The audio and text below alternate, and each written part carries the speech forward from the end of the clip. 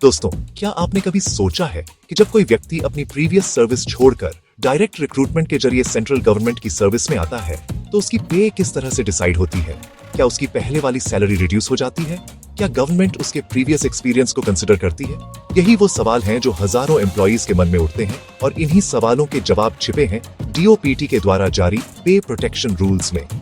दोस्तों, पे protection rules को समझने में आसानी हो इसके लिए डीओपीटी ने एम्प्लॉइज को 3 कैटेगरीज में डिवाइड किया है और यही कैटेगरीज ये डिसाइड करती हैं कि किस एम्प्लॉय पर कौन सा रूल लागू होगा। यानी आप किस बैकग्राउंड से आते हैं उसी के आधार पर आपकी पे प्रोटेक्शन की पूरी कैलकुलेशन बदल जाती है।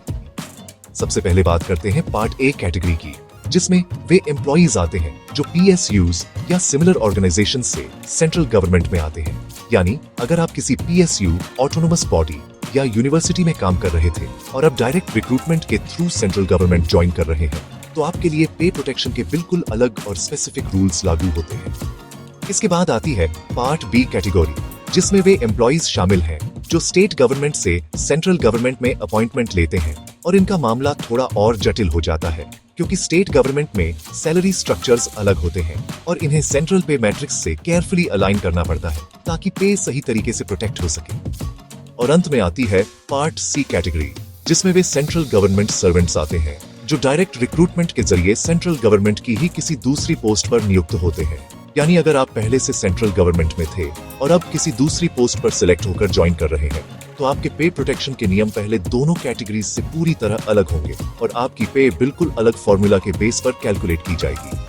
तो दोस्तों, ये तो सिर्फ शुरुआत है क्योंकि आगे हम इन तीनों कैटेगरीज के अंदर कौन कौन से रूल्स लागू होते हैं, कौन एलिजिबल होता है, पे किस तरीके से फिक्स की जाती है और सबसे जरूरी बात कि रियल एग्जांपल्स के जरिए आपको बिल्कुल स्पष्ट रूप से समझ आएगा कि पे प्रोटेक्शन प्रैक्टिकल सिचुएशंस में कैसे काम करती है। इसलिए वीडियो को अंत तक जरूर देखिएगा ताकि पे प्रोटेक्शन का पूरा कॉन्सेप्ट एकदम क्रिस्टल क्लियर हो जाए।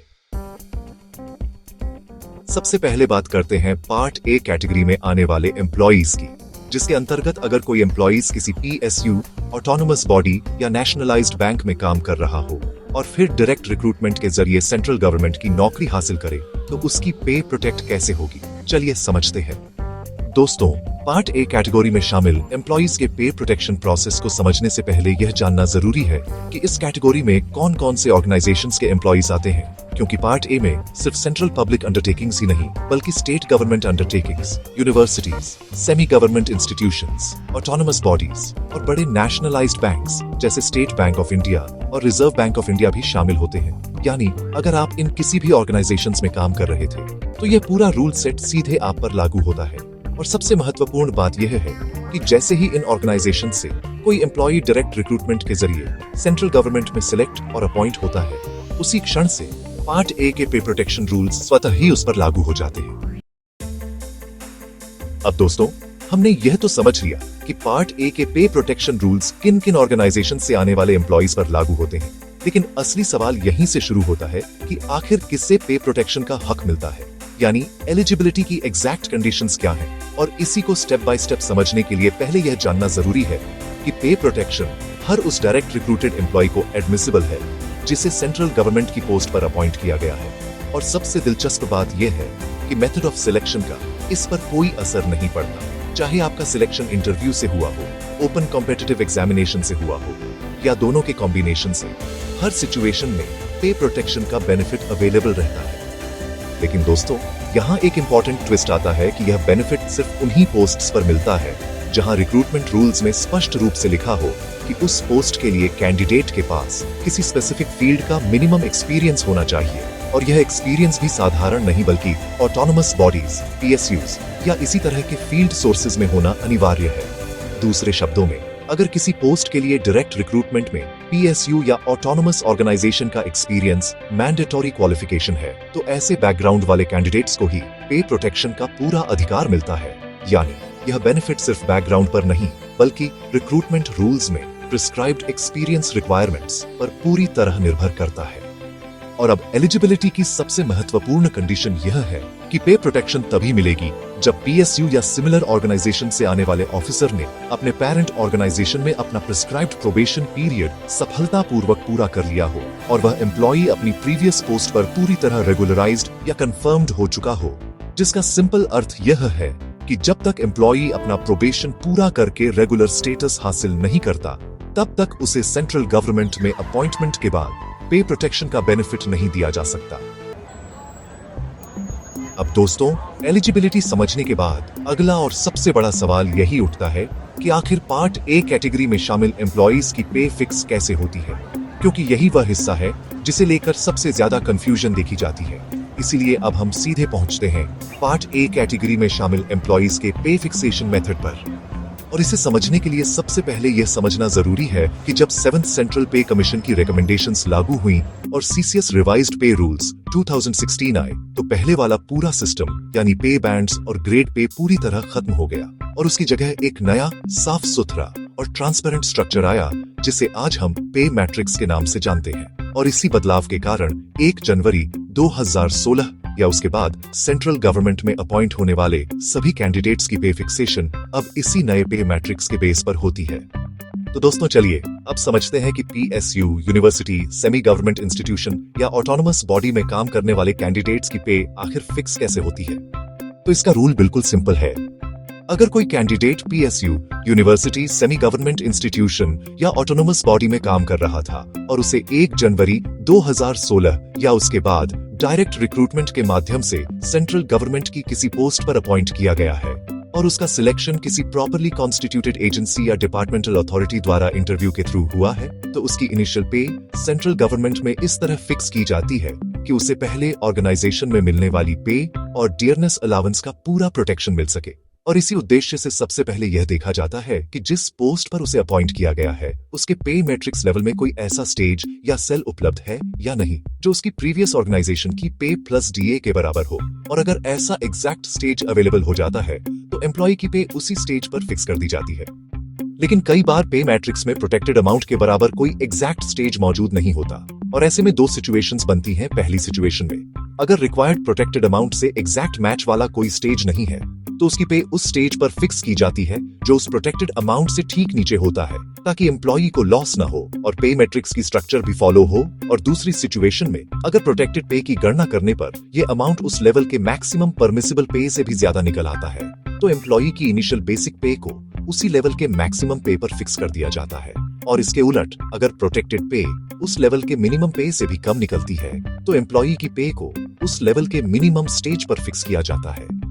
लेकिन इन सभी स्थितियों में एक सबसे जरूरी और फाइनल कंडीशन यह रहती है कि इस पूरे प्रोसेस के तहत फिक्स की गई पे किसी भी स्थिति में उस पे मैट्रिक्स लेवल के हाईएस्ट सेल वैल्यू से अधिक नहीं हो सकती जिसमें एम्प्लॉई को अपॉइंट किया गया है। यानी सरल शब्दों में कहें तो सेंट्रल गवर्नमेंट एम्प्लॉई की पे इस तरह प्रोटेक्ट की जाती है कि उसकी पीएसयू वाली पे और डीए का नुकसान न हो, लेकिन पे मैट्रिक्स की मिनिमम और मैक्सिमम लिमिट्स के भीतर ही पूरी पे फिक्सेशन की जाती है।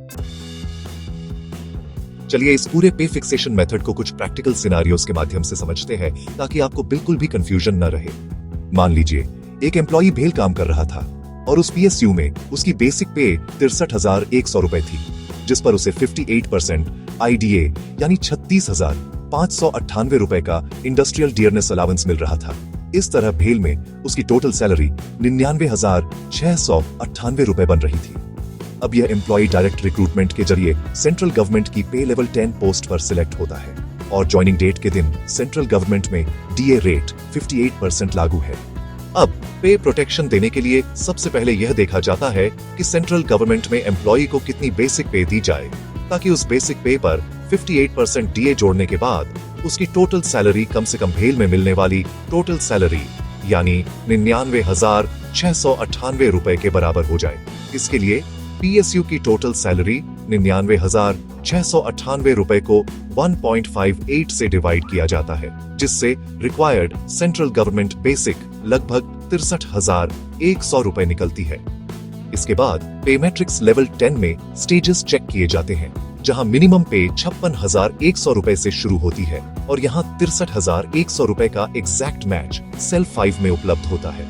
चूंकि यहाँ कोई न्यूमेरिकल डिफरेंस नहीं है, इसीलिए रूल के अनुसार एम्प्लॉई की इनिशियल बेसिक पे सीधे 63,100 रुपए यानी लेवल 10 के सेल 5 पर फिक्स कर दी जाती है। चलिए अब दूसरा केस लेते हैं। मान लीजिए एक एम्प्लॉई ओएनजीसी में काम कर रहा था और उसकी बेसिक पे 80,000 रुपए थी, जिस पर उसे 25% आईडीए यानी 20,000 रुपए का इंडस्ट्रियल डियरनेस अलाउंस मिल रहा था। इस तरह ONGC में उसकी टोटल सैलरी 1 लाख रुपए बन रही थी। अब यह एम्प्लॉई डायरेक्ट रिक्रूटमेंट के जरिए सेंट्रल गवर्नमेंट की पे लेवल 10 पोस्ट पर सिलेक्ट होता है और मान लेते हैं कि सेंट्रल गवर्नमेंट में ज्वाइनिंग के समय DA रेट 58% एप्लीकेबल है। अब पे प्रोटेक्शन देने के लिए सबसे पहले यह कैलकुलेट किया जाता है कि सेंट्रल गवर्नमेंट में एम्प्लॉई को कितनी बेसिक पे दी जाए ताकि उस बेसिक पे पर 58% DA जोड़ने के बाद उसकी टोटल सैलरी कम से कम ONGC वाली सैलरी यानी 1 लाख रुपए के बराबर हो जाए। इसके लिए ONGC की टोटल सैलरी 1 लाख रुपए को 1.58 से डिवाइड किया जाता है, जिससे रिक्वायर्ड सेंट्रल गवर्नमेंट बेसिक लगभग 63,300 रुपए निकलती है। इसके बाद पे मैट्रिक्स लेवल 10 में यह देखा जाता है कि कौन सी बेसिक पे स्टेज 63,300 रुपए के बराबर या उससे कम है, लेकिन यहाँ लेवल 10 में 63,300 रुपए का एग्जैक्ट सेल अवेलेबल नहीं है और नियरेस्ट सेल 63,100 रुपए और 65,000 रुपए है, तो रूल के अनुसार उसकी पे 63,100 रुपए वाले स्टेज पर फिक्स की जाएगी, क्योंकि एग्जैक्ट मैच नहीं मिलने पर रिक्वायर्ड अमाउंट से ठीक नीचे वाले सेल पर फिक्स किया जाता है। चलिए एक और केस लेते हैं। मान लीजिए एक एम्प्लॉई IOCL में काम कर रहा था और उस PSU में उसकी बेसिक पे 2,20,000 रुपए थी, जिस पर उसे 35% IDA यानी 77,000 रुपए का इंडस्ट्रियल डियरनेस अलाउंस मिल रहा था। इस तरह IOCL में उसकी टोटल सैलरी 2,97,000 रुपए बन रही थी। अब यह एम्प्लॉई डायरेक्ट रिक्रूटमेंट के जरिए सेंट्रल गवर्नमेंट की पे लेवल 10 पोस्ट पर सिलेक्ट होता है, जहां इस लेवल की सैलरी रेंज 56,100 रुपए से 1,77,500 रुपए तक है और उसकी ज्वाइनिंग डेट के दिन सेंट्रल गवर्नमेंट में DA रेट 58% लागू है। अब पे प्रोटेक्शन के लिए सबसे पहले ये कैलकुलेट किया जाता है कि सेंट्रल गवर्नमेंट में एम्प्लॉय को कितनी बेसिक पे चाहिए ताकि उस बेसिक पे पर 58% DA जोड़ने के बाद उसकी टोटल सैलरी कम से कम IOCL में मिलने वाली सैलरी यानी 2,97,000 रुपए के बराबर हो जाए। इसलिए 2,97,000 रुपए को 1.58 से डिवाइड किया जाता है, जिससे रिक्वायर्ड सेंट्रल गवर्नमेंट बेसिक लगभग 1,88,000 रुपए निकलती है। इसके बाद पे मैट्रिक्स लेवल 10 में अवेलेबल स्टेजेस चेक किए जाते हैं, लेकिन यहाँ मैक्सिमम बेसिक पे 1,77,500 रुपए ही अवेलेबल है और क्योंकि रिक्वायर्ड बेसिक 1,88,000 रुपए इस लेवल के मैक्सिमम पे से भी ज्यादा है, इसलिए रूल्स के अनुसार एम्प्लॉय की बेसिक पे को लेवल 10 के मैक्सिमम सेल यानी 1,77,500 रुपए पर कैप कर दिया जाता है। इसी प्रकार अब मान लीजिए एक एम्प्लॉय यूनिवर्सिटी में काम कर रहा था और वहां उसकी बेसिक पे 40,000 रुपए थी, जिस पर उसे 20% DA यानी 8,000 रुपए का डियरनेस अलाउंस मिल रहा था। इस तरह यूनिवर्सिटी में उसकी टोटल सैलरी 48,000 रुपए बन रही थी। अब यह एम्प्लॉय डायरेक्ट रिक्रूटमेंट के जरिए सेंट्रल गवर्नमेंट की पे लेवल 10 पोस्ट पर सिलेक्ट होता है, जहां इस लेवल की सैलरी रेंज 56,100 रुपए से 1,77,500 रुपए तक है और उसकी ज्वाइनिंग डेट के दिन सेंट्रल गवर्नमेंट में DA रेट 58% लागू है। अब पे प्रोटेक्शन के लिए सबसे पहले यह कैलकुलेट किया जाता है कि सेंट्रल गवर्नमेंट में एम्प्लॉय को कितनी बेसिक पे चाहिए ताकि उस बेसिक पे पर 58% DA जोड़ने के बाद उसकी टोटल सैलरी कम से कम यूनिवर्सिटी में मिलने वाली सैलरी यानी 48,000 रुपए के बराबर हो जाए। इसलिए 48,000 रुपए को 1.58 से डिवाइड किया जाता है, जिससे रिक्वायर्ड सेंट्रल गवर्नमेंट बेसिक लगभग 30,400 रुपए निकलती है।